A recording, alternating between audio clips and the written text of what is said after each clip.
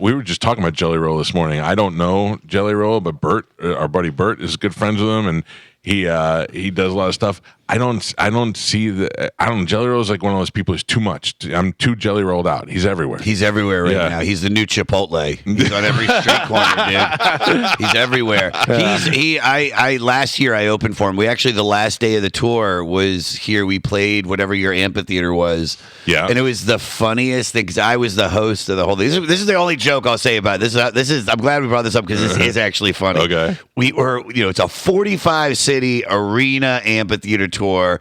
I don't drink. I don't party. You know what I mean? You don't drink and party. You seem like such a cokehead. I know. I look like I could have cocaine in about 15 minutes. Come on, dude. Okay, that's what it is. All right. Come on, you don't anymore. You don't anymore. Yeah, exactly. I know it. By the way, we don't ever trust anybody if they've never done anything. You have to have tried it. Like, I hate those people like, I've never smoked a cigarette or had a drink, and it's like, then you have like prostitutes hidden somewhere. Because that's my thing. You're some weird sex thing. Then I've never smoked a cigarette. I smoked pot. Then you've done it. No. You've done it. Smoked, but I've never done cocaine or anything like that.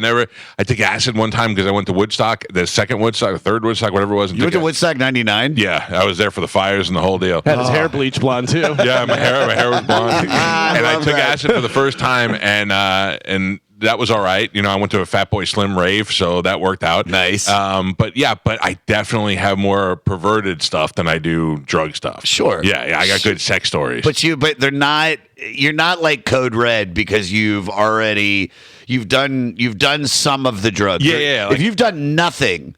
Then you got problems. Then there's always weird stuff that's going on. Right. I never trust anybody. I always trust. It's better to trust a former addict than like somebody that's. I'm a teetotaler for like that's always weird. Did you stop? What made you stop? I got what happened was I got 3 DUIs in my 20s. That'll do it. I know. Yeah. There was an Uber. That's true. There was an Uber. If they would have created it, I probably still have 2 DUIs. Gotta get home somehow. Yeah, I tell my son all the time, I'm like, you don't know how easy you have it. You have Uber now. You have taxis. I didn't have any of that stuff. I mean, to get a taxi.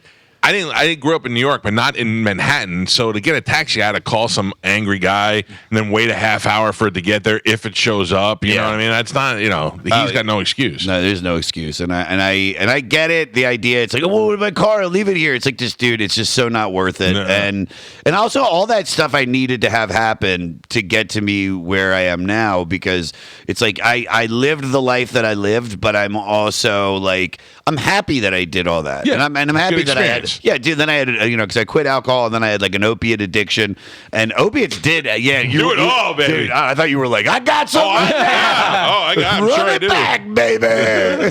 That's the one I think would get me the most, because I've taken a Percocet, and my favorite thing is if I'm drinking and I take a Percocet, I think I can lift a car. I'm pretty sure I can carry a car, but because it just makes you feel so great. Oh, it's the best. Yeah, but I can't do that. You never thought you'd feel so good being constipated. You know what I mean? Like,